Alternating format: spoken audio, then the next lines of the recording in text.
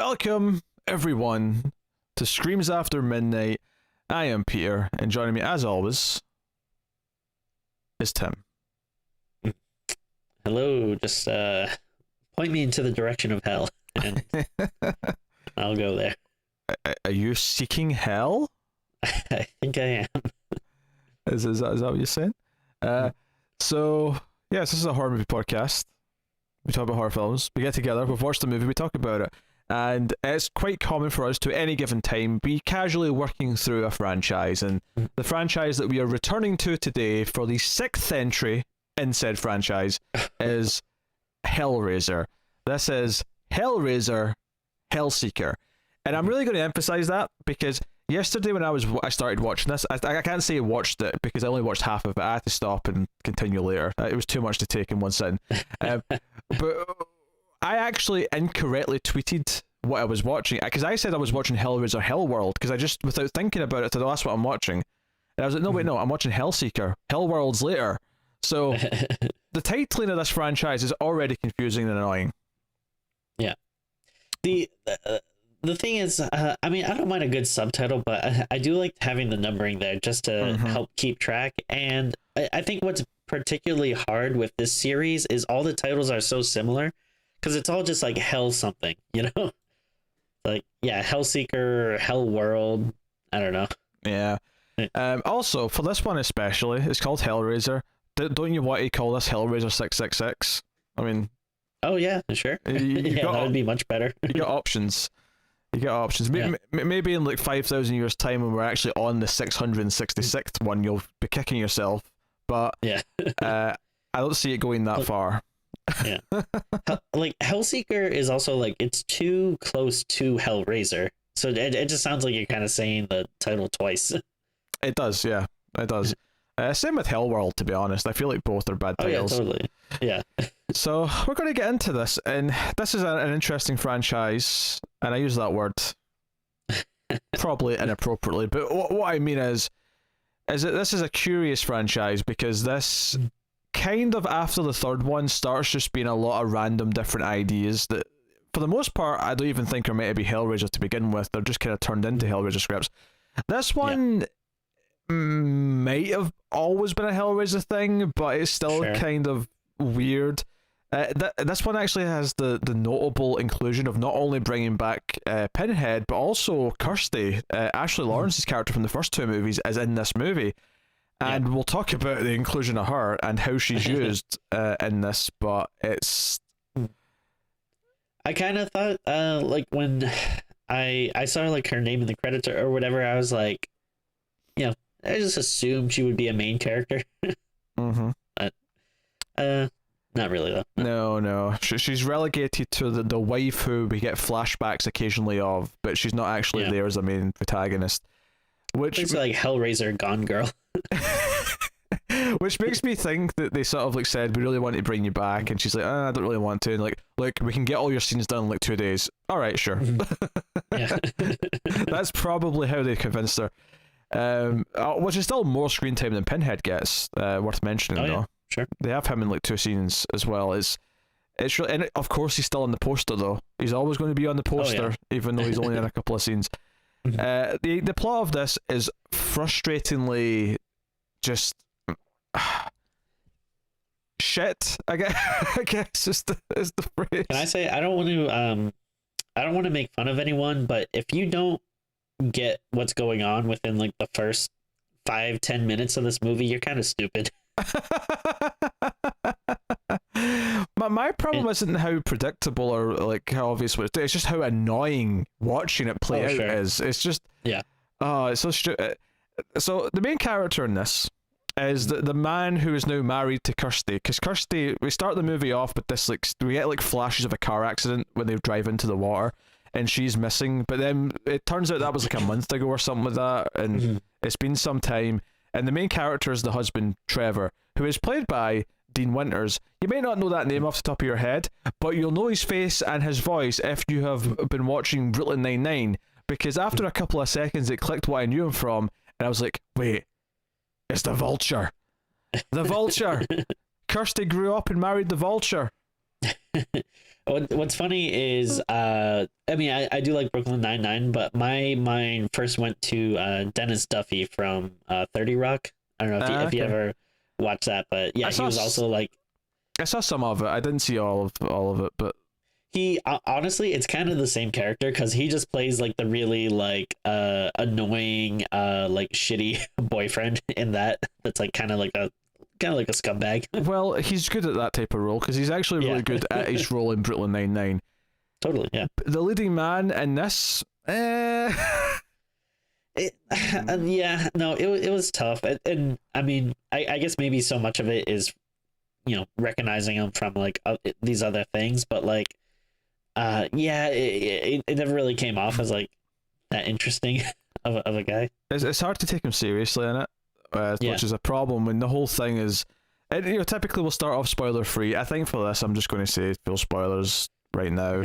No holding back. Let's just start working through it because it's a hell of a time. So, no pun intended. So, like I say, he wakes up in the hospital and he's confused, and the nurse is talking to him, the doctor's talking to him about how he's back here again, and then the detective comes and talks to him, which is one of the weird things about this. Now, admittedly, given where it goes at the end, the twist, or if you want to call it that, I suppose technically none of this is the real world, so I shouldn't really be holding it to real world rules and standards.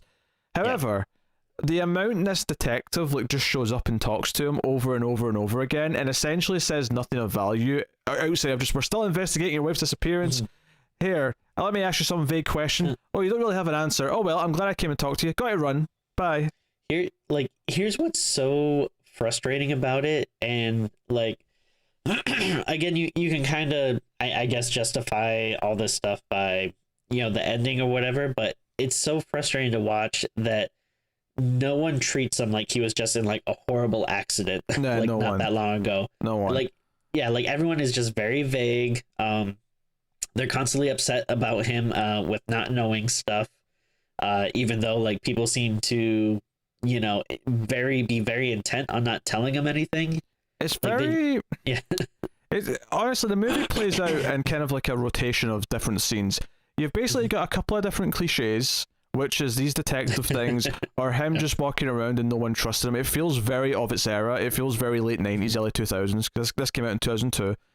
Sure. And it has that. The whole plot revolves around him having this really selective amnesia where he can't really remember what he's been doing for the last month, and that's just annoying in and of itself. And that's the thing, so even though you can justify why rules don't exist because it's not the real world, it doesn't change the fact that I'm still having to sit and watch all these scenes play out, and Exactly. they're not entertaining, they're not interesting to watch, they are just tedious and full of cliches. You have all that stuff, and then for some reason every 3 or 4 scenes another attractive woman tries to throw herself at our main character. Yeah. The whole idea being that he was a complete scumbag who was cheating on his wife, but he doesn't remember that. So there's just constant scenes of like these women just trying to have sex with them, and they're always kind of like in these really like all these ways where they don't just come out and say they're having an affair to begin with. They always start off with like, one's like literally his boss, and she starts off with like, "You're in trouble, mister, you're not doing enough work." And then she just sort of comes up and like grabs his crotch and is like pushes him against the vending machine. He's like, "We're gonna have to do something about that." And then licks his face, and it's like, okay, right. Joey comes across as some lonely nerd who just wanted to write all of his porn fantasies into a movie. He's like, this will be hot and sexy. All these scenes where this hot business lady's doing this, and then his hot neighbors try to like do this with him. And then the acupuncture therapist is going to like get on top of him and just take her top off. Like, I was baffled. I was baffled by how often women were just throwing themselves at him. Yeah, that was a big problem in the movie for me, is that it was just like way too horny, and like for a Hellraiser movie, that's saying something. I know. I mean, the first movie is literally about people who are getting off on the pleasure of pain from this box and all these things. And there's a good while before it gets to anything Hellraiser-esque outside of the fact that Ashley Laurence is playing his wife. Because all of her inclusion outside of the ending when stuff is revealed is basically boils down to quick little flashbacks or watching home movies of her in bed saying, hey. But I laughed out loud because he sits down, he does that like cliched thing where the character sits down and watches the whole movie of the wife, and he puts in the VHS tape and he sits and watches it. And literally one of the first things you hear is he pulls out like a present, because she's like, hey, remember, it's our anniversary, honey, come to bed. And he pulls out a present, which is clearly the cube, right? It's the configuration, the lament configuration, but it's wrapped up, right? But that's clearly what it is. And she says, wait, you got me a present? I'm so surprised. You're surprised your husband got you a present on your anniversary? I mean, maybe I'm not the best person for relationship advice, but call me crazy. That feels like exactly the sort of time one might buy their spouse a present. I'm just, you know. Oh, I mean, I guess maybe the one thing you could say is that he's probably such a shitty husband that that's true. Yeah, it's more like, oh, maybe it's more like, I'm surprised you got me a present. Like, yes, that's a good point. One thing we kind of skipped over, but actually, one of the first times like I laughed pretty hard, like early on in the movie when the car crashes, but it's so funny because I mean, obviously we find out there's another reason why it crashed, but like in this opening scene, it crashes because he like leans over and like is kissing his wife, like, but while he's driving, and not like a peck on the cheek, like he's like closing his eyes, trying to make out with her while he is driving a car. And I was like, Jesus, this is incredibly irresponsible. Yeah, absolutely. Yeah. The most annoying thing about this movie, though, is how many scenes end with him waking up as if the previous scene was a dream. Oh, sure. Yeah.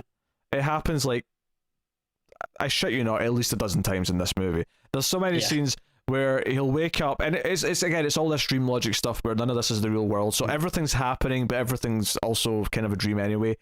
And so there's so many times where he wakes up and the scene that was happening wasn't happening, and like every time it annoyed me, and he just kind of like doesn't care. Like after like a couple of seconds, he just kind of is annoyed at anyone who talks to him. Yeah, I think that's what, like, one of the things that's tough because that is kind of like a hard trait to have because you don't want to frustrate your viewers. But like if the, you know, like thinking of something like Memento or something where it's like done really well and it's like, oh, well, you like the character and they're smart, so they are figuring out clues and you're happy to be on that journey with them.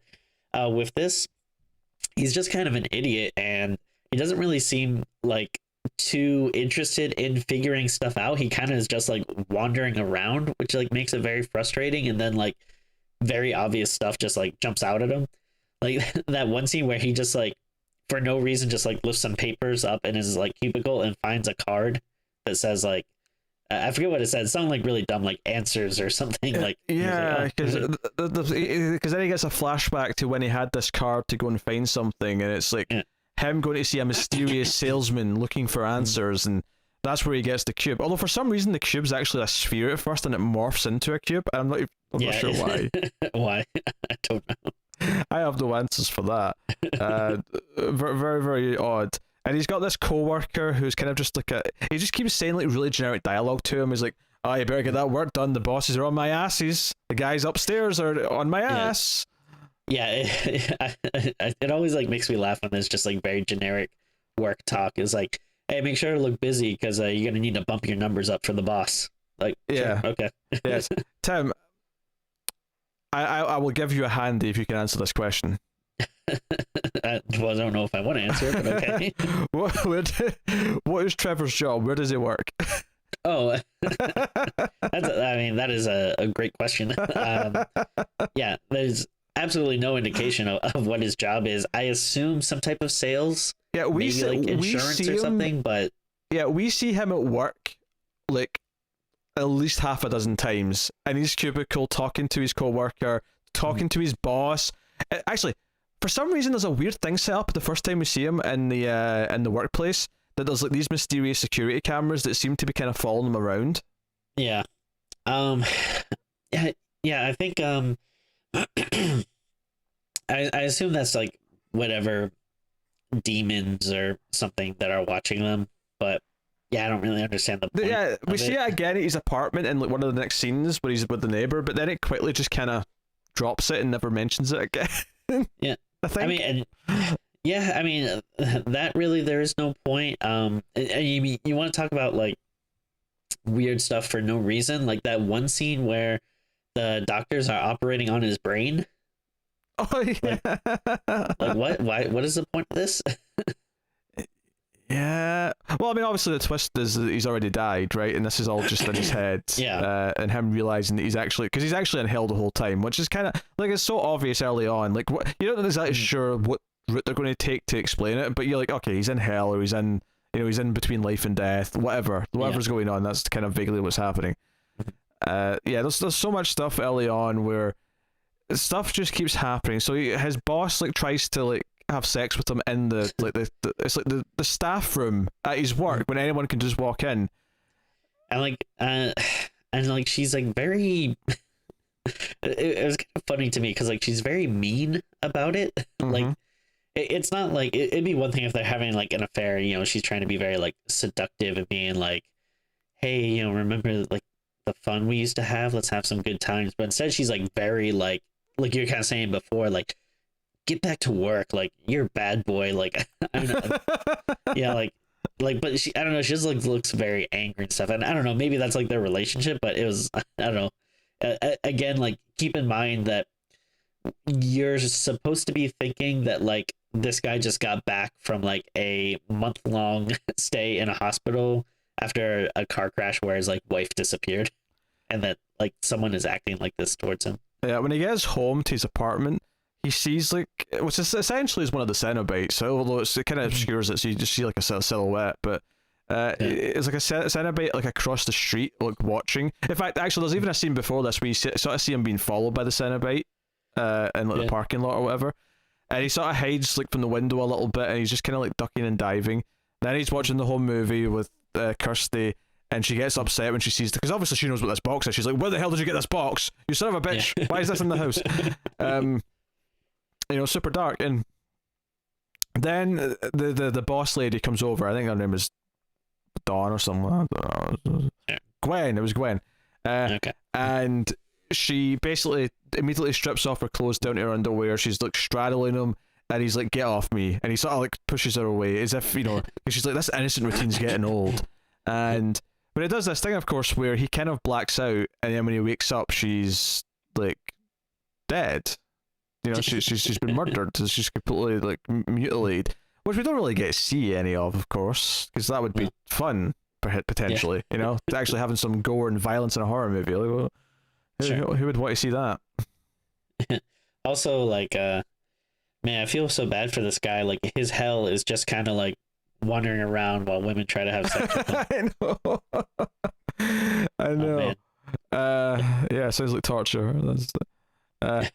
I guess the whole point is that he's convinced that he's a good husband, and this is him discovering that he's a complete shitbag, and then he's wanted for the murders of all these women after they die. So I guess there's something there, but because the other scene that happens around this time, and I can't remember exactly the order, but his neighbor, Tawny, I think her name is, like comes over, chaps on the door, and is like, again, being really suggestive, really flirts, anything I can do for you, I'd love to help you, and is kind of getting close to him.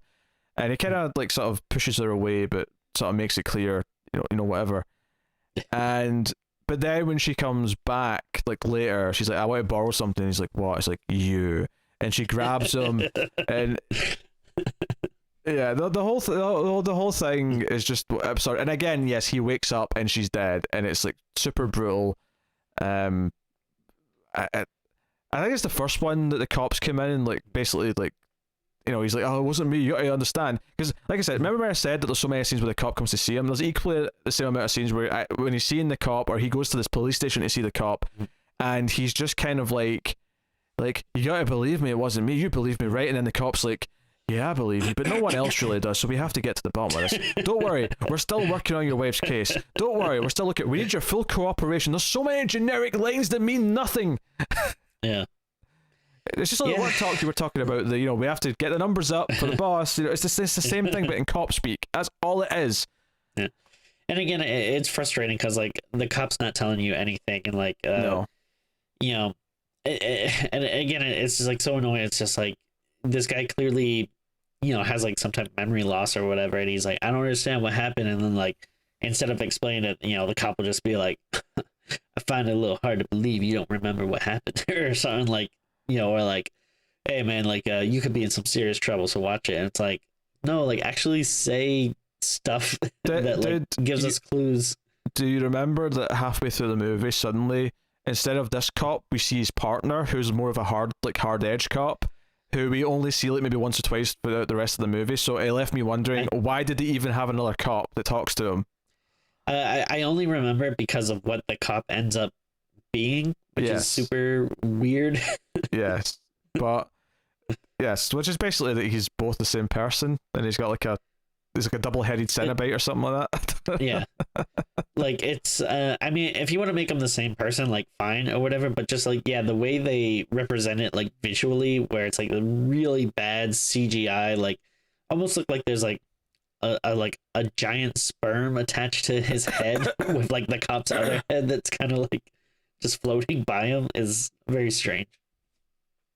That's one way of putting it. So before I go into a coughing fit, which I feel like coming on, why don't you talk about Pinhead's first appearance? Oh.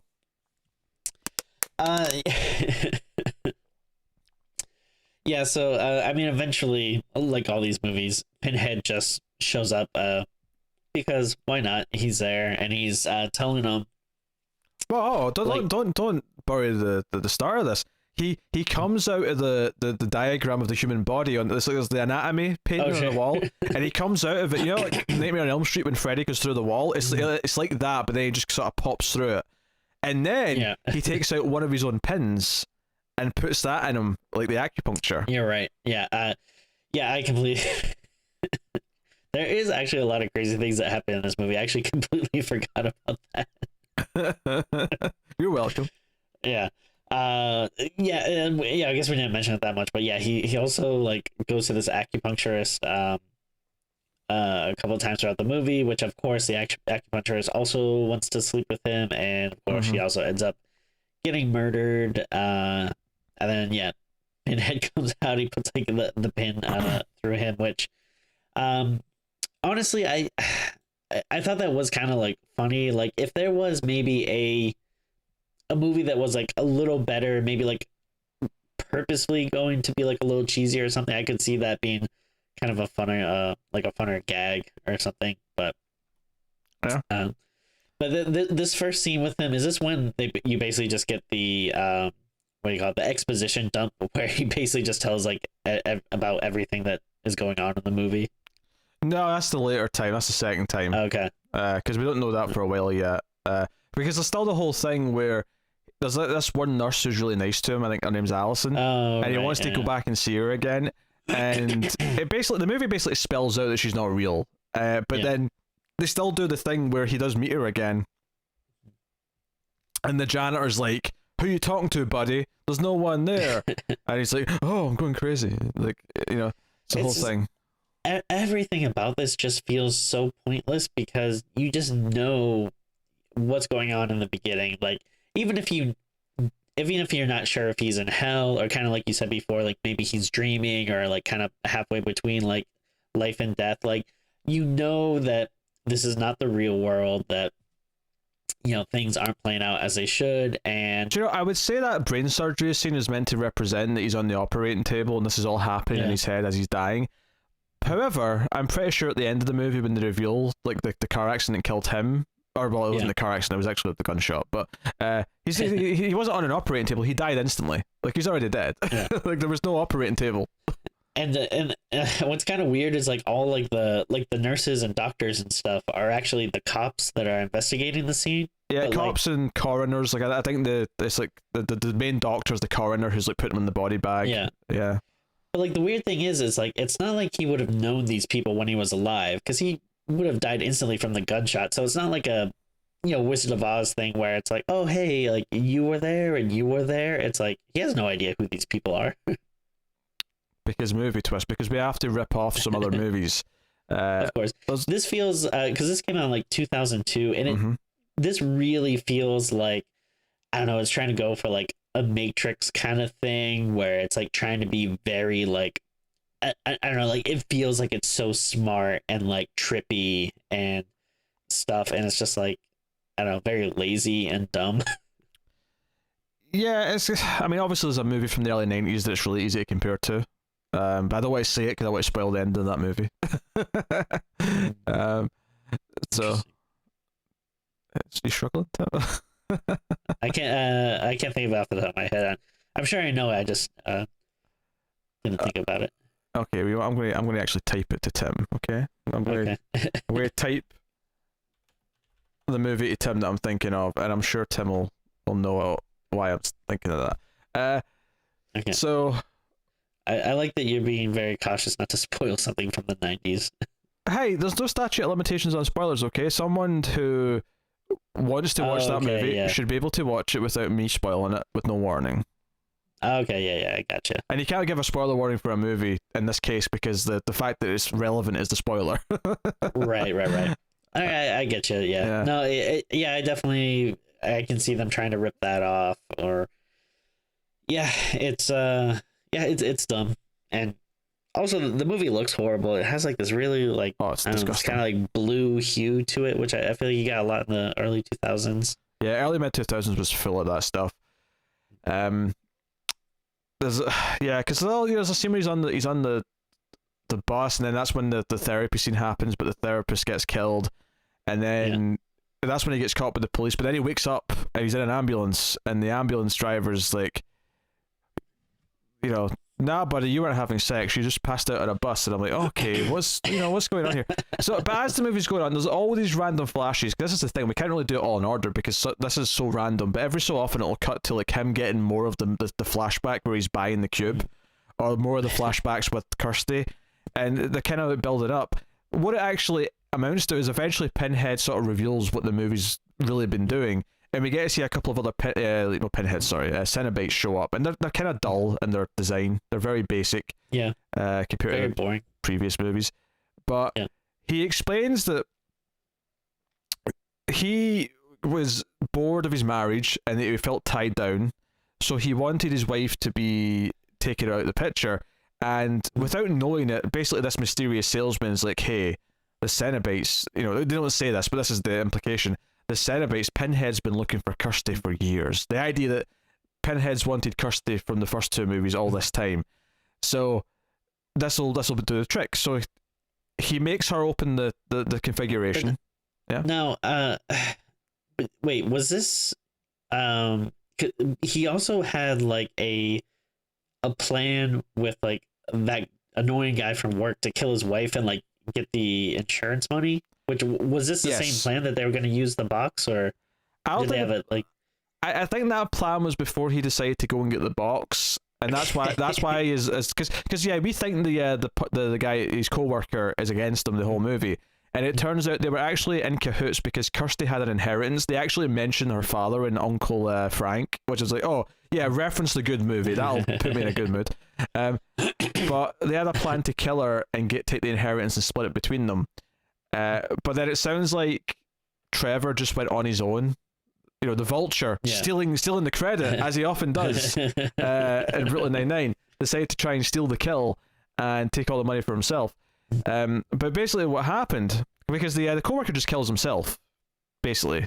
Again, it's not in the real world, admittedly, so I don't know if this is even relevant, but he takes a gun out and just shoots himself. So Kirsty opens the box. She's really upset about it. She doesn't want to, of course. And she meets up with Pinhead, and Pinhead, this is like the other big Pinhead scene, and it turns out that Pinhead's been wanting her this whole time, and she's like, hey, what if I get you other souls? Which is honestly really, why is she so specific? She's the one who offers them 5 souls. It's not like she says, what will it cost to like get you off my back? And Pinhead's like, well, I will accept 5 souls in exchange. She just casually says, what if I like kill 5 people for you? Is that good enough? And he's like, that will be acceptable, human. I guess it also I guess that also kind of means that like she knew about all of this, like, so she knew that he'd been sleeping with 3 different women and also was planning to murder her with his coworker. Yeah, so she made a deal. She's like, okay, I'll kill 5 people, and there's 4 dead up until this point. The 3 women that he had an affair with, and the co-worker. So I guess he did actually die. Because it kind of implies, so the Cenobite who was kind of following Trevor around and watching him from the other apartment, it kind of implies here that was her the whole time. Is that was the representation of her in the real world? Because she was the one doing all the killing? Yeah. Right. Yes. I guess so. That's what it was That makes implying sense, here. Sure. So it establishes she killed the three women. She killed the co-worker, even though we saw him kill himself. But again, that's not in the real world, so it can be different, I guess. And the fifth one's going to be Trevor. Yeah, and her MO, I guess. Well, we'll find out later, but I guess like her thing is shooting people and then making people think it's suicide. Yes, there's basically what I'll say. So so it turns out the reason why the car crashed is because she confronts someone and says, "Well, I made a deal too," and pulls out a gun and shoots him in the face, and that's why they crash. So the real ending to the movie is that she's rescued from the car, he's dead, and she's like, "Yeah, he just pulled out a gun and killed himself." It's so weird. And I think he, and it's, oh yeah, and the cop's basically like, yeah, it turns out he murdered these like 4 other people. It's like, yeah, and she just walks off, and it's kind of this weird thing where this movie's going out of its way to just like bastardize the original character of Kirsty. It's like, not only is she used in this weird like side character way where she's not actually the protagonist, she's then turns out to like do this really evil thing to like save her own ass, which just makes her feel really unlikable. So don't get me wrong, when I'm watching Hellraiser in the future, because I will, because it's a great movie, I'm not going to be thinking this is canon. I'm not going to be thinking about this. This is where Kirsty goes and does this later. This is a fan fiction shit level sequel that should not be considered. Oh, totally. Yeah. No, I mean, I have a lot of questions about this whole. I had a feeling you might, Timothy. All right, so I mean, let's kind of start from like the first part here. So, all right, he buys the box, and I mean, granted, I guess it's safe to assume that she probably wouldn't have told him about the box, or because kind of unbelievable, and even if maybe she did mention something about it, he might not know exactly what it is or what it does. But and the flashback seems to be like when the guy pulls out the box, he doesn't seem to know what it is. The guy's just kind of mysteriously saying, "This will answer your thing." And he tries to pay with a wad of cash, and the guy's just sort of like, "No, the cost is higher than that. You'll see." Yeah. So then he gives it to her for, like you said, for their anniversary, and for some reason he's taping the whole thing. I don't know why. But especially if you think it's something that's going to murder her, probably don't want to tape that. But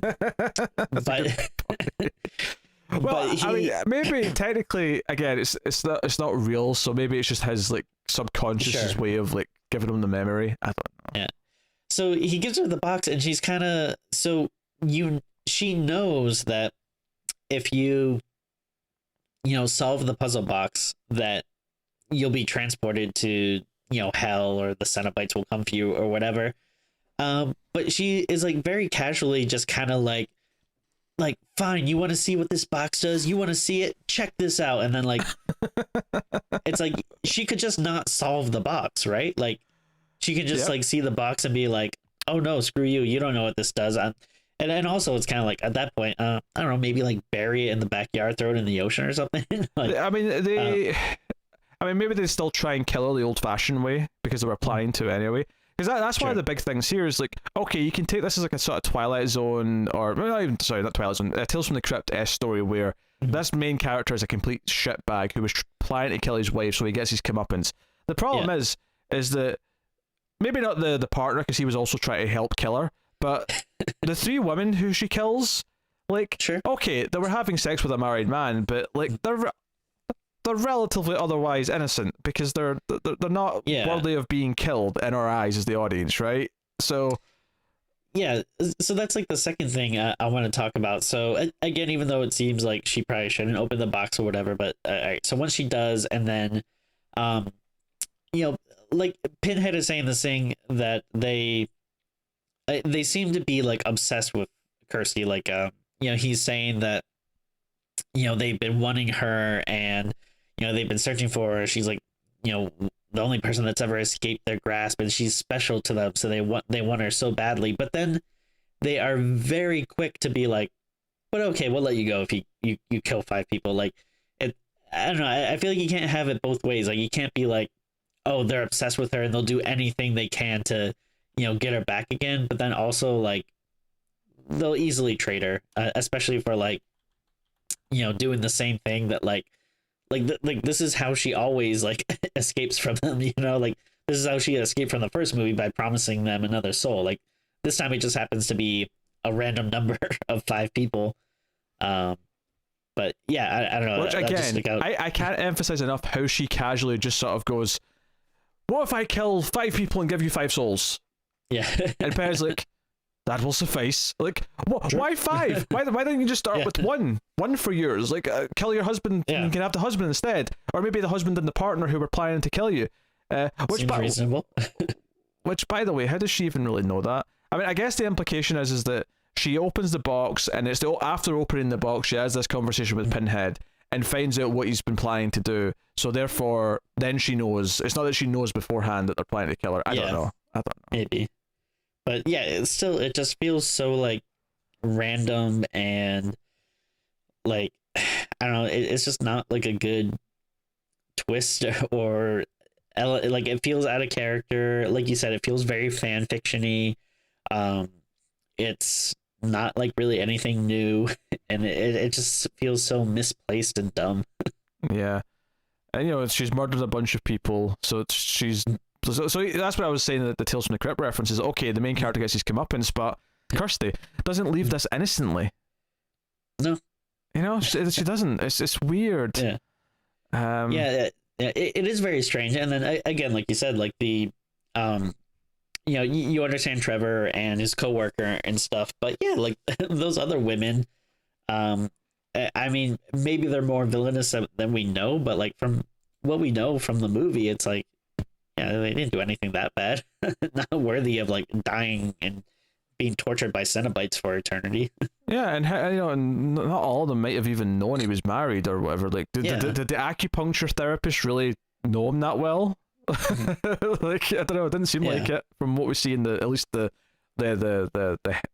hell version that they're giving him. Mm-hmm. I don't know. The whole thing. We got to a point where anytime he was on the screen with a new woman, I was like, okay, is she going to throw herself at him? And sure enough, and it all felt of it like fantasy writing. Like some 12-year-old was like, oh, I'm going to write how all these women want to have sex with me. Yeah, like it feels like they're trying to be like really sexy and taboo, but it's just such a silly, dumb movie. It doesn't work. And again, even when you argue that okay, maybe it didn't really happen like this, it doesn't matter. Mm. This is still the scenes that were shown in the movie. This is still what they wanted to shoot and have it play out for the titillation of the audience, right? They wanted us to be able to react to this and go, ew, isn't this hot? Just because it technically, okay, yes, it's a fake version of whatever really happened, doesn't matter. We still sat through it. We still saw it. So, and then, and then if we talk about this like little ending scene here, where we cut to the real world and you find out, that Kirsty's alive, Trevor died in the car wreck, and then I think there's like some questionable police stuff going on here. Oh, you mean when the cop he brings out the evidence bag with the lament configuration in it, and she says, oh, that was an anniversary gift to me, and he just casually says, hey, I'm supposed to log this, but why don't you have it as a to remember him by? Hold on a second. He was he was having an affair with multiple women and then killed himself in the car with her, at least as far as he knows, right? And you think she wants a memento? And on top of that, you're willing to give up police evidence as a memento? Yeah, like it probably, like, you probably want to at least like give it like a day in the lab or whatever. Like maybe you can be like, hey, listen, we gotta log this real quick, but you can come pick it up after we do like a normal search on it or whatever. But yeah, to just very casually be like, you know what, go ahead and take it. And then the other thing that kind of made me laugh, like, I don't know if this is standard procedure or whatever, but they pull like this like fish or eel or something out of his mouth. Oh, which they foreshadowed earlier, because there was a scene where it comes out of his mouth when he was alive in the hell world. It's quite early on. There's a scene where he vomits up an eel. Yeah, and then I just think it's funny though that they show like the cop or the coroner or whatever like pulls it out and then puts it in like an evidence bag, and I just think it's kind of like, I guess maybe you would do that, but it's just kind of funny thinking like, wait, is that fish evidence? I don't know. Hey, that eel's exhibit B, all right? Yeah. gotta keep on this. I mean, obviously we weren't expecting anything good after the last couple of movies, and I'm not expecting anything good going forward. I had no idea there was a movie where Ashley Laurence came back as Kirsty. I really didn't know that. Yeah. So It's weird. it's just a shame that they had to drag that character into the mud in one of these crappy sequels. Yeah. God, at this point we're just expecting all these weird standalone movies, and this feels so utterly forgettable and annoying, in how just it's determined to do these cliches over and over again. The twist is cliched. Everything that happens in the fake world is cliched. It's written by the fantasies of a 12-year-old. Like all of it. There's nothing redeeming or enjoyable to talk about. There really isn't. The most interesting thing about it is, oh hey, the lead guy is the Vulture from Brooklyn Nine-Nine. Isn't it funny that he's in this stupid movie? That's it. That's the extent of it. Really. Yeah. I mean, I'll admit that I did laugh quite a bit during it. You know, sure. there's and it's not even like stuff. It's not even like there's like a lot of over the top stuff that's like so bad it's crazy. It's more just kind of the circumstance of thinking like, oh yeah, this person in this movie, and then the places they're going in this movie from a franchise that just started, like, Also, you know, from this place. And there's a scene where after the neighbors tried to like have sex with them and he's kind of turned her away, where he then goes to see if she's okay, because he basically sees her dead body, and then it turns out like he gets worried, so he goes to check on her, and he knocks on the door because he sees it, but then it disappears, so he has like vague memories of her being dead. So he goes to her door and chaps, and she sort of like reacts like, oh, she knows who he is, but she doesn't really know him personally. And then like her boyfriend or husband or whoever he is like comes out and is like, oh, what are you doing here, man?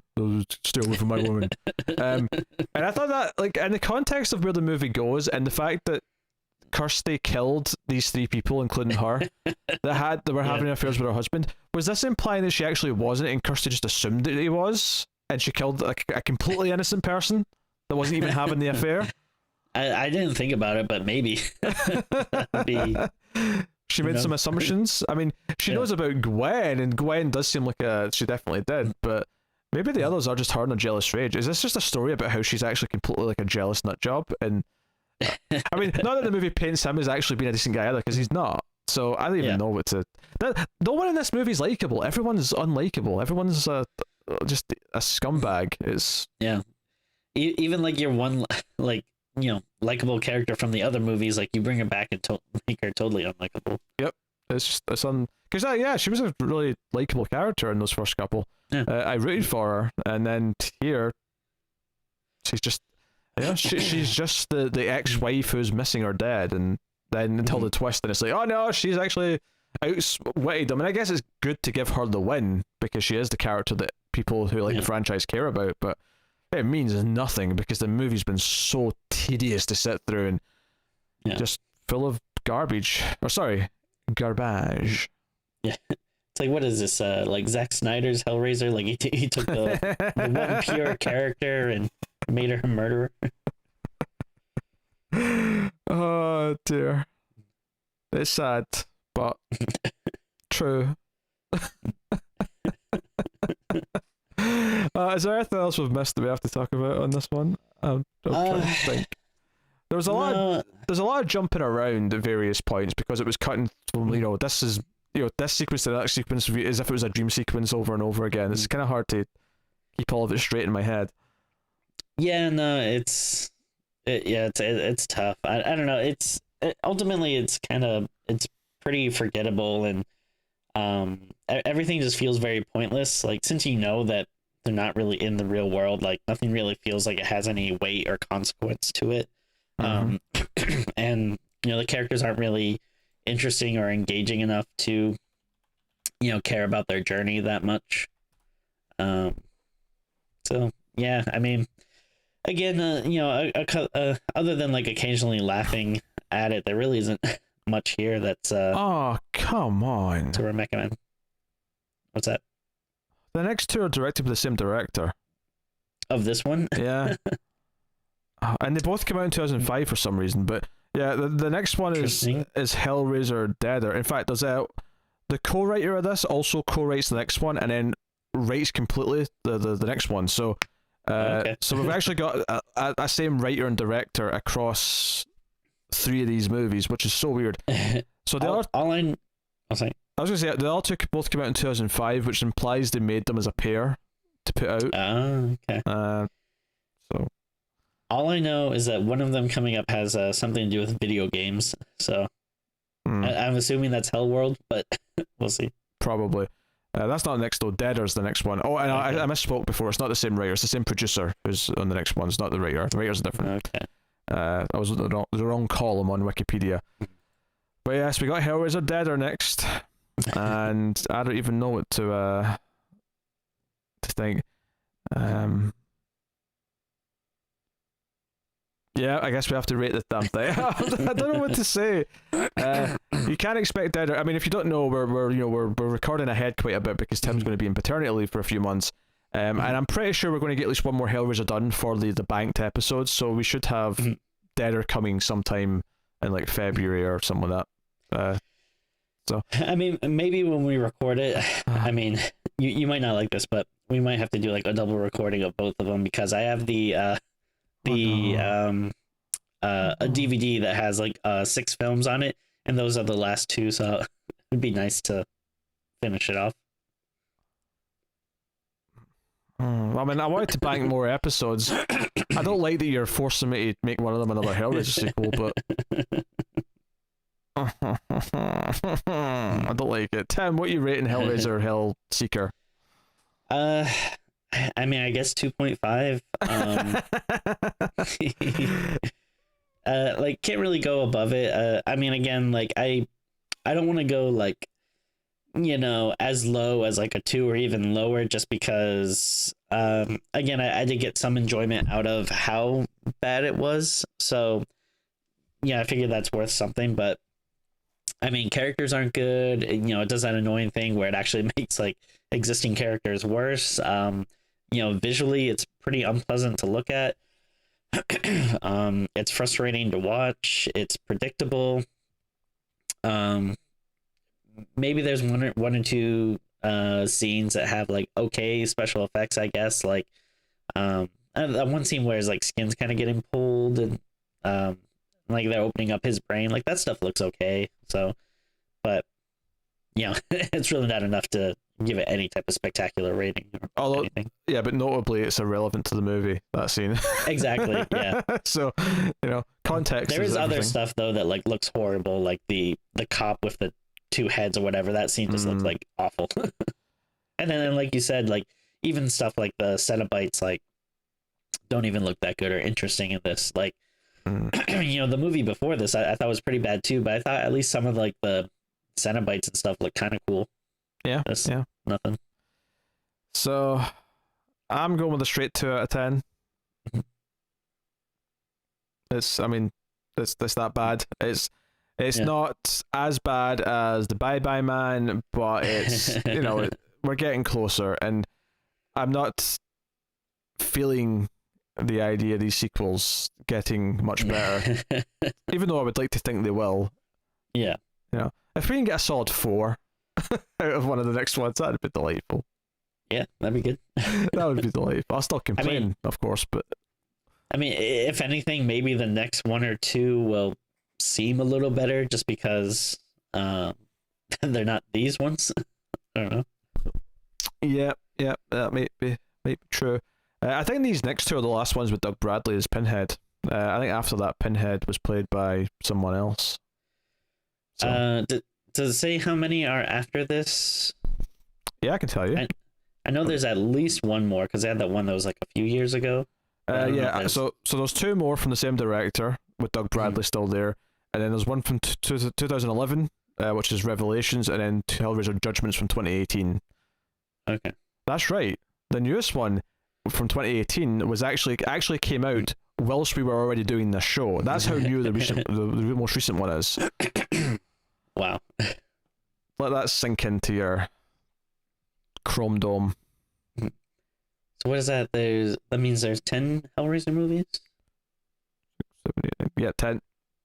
We're at 10.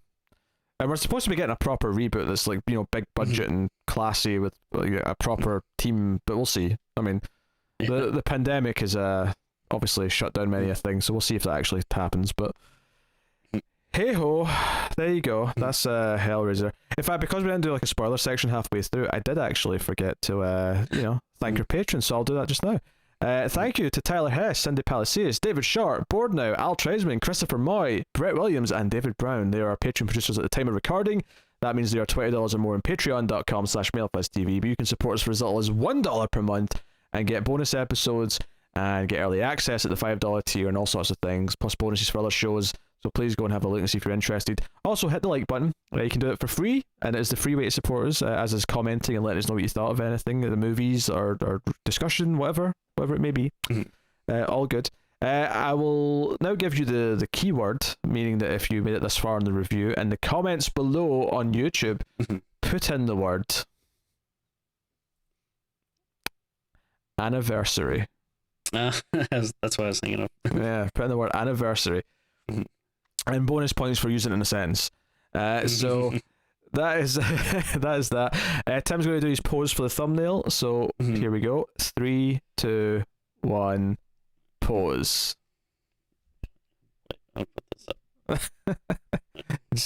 Just got it. There you go. Yeah, looks sad. Perfect. Now drop it on the floor and bend over to pick it up. Oh my. This isn't cutting class. This is yes, check out a recent bonus episode on Patreon for that reference. So that is that, obviously. So we mentioned Patreon and all that just there. Also catch us on the Twitters at Screams Midnight if you want to support everything that we do, and also of course you'll get updates and random shenanigans, and especially when Tim's on paternity leave, maybe we'll get some more updates and random thoughts and feelings, and maybe occasionally Tim will tell us about the streaming that happens after midnight, before midnight, and all times of the day when you have a baby in the house. So look forward to that. Is there anything else I need to say? I don't think so. Hellraiser Hellseeker sucked. Thanks for joining us. We'll see you next time. Keep watching scary movies. Goodbye, souls.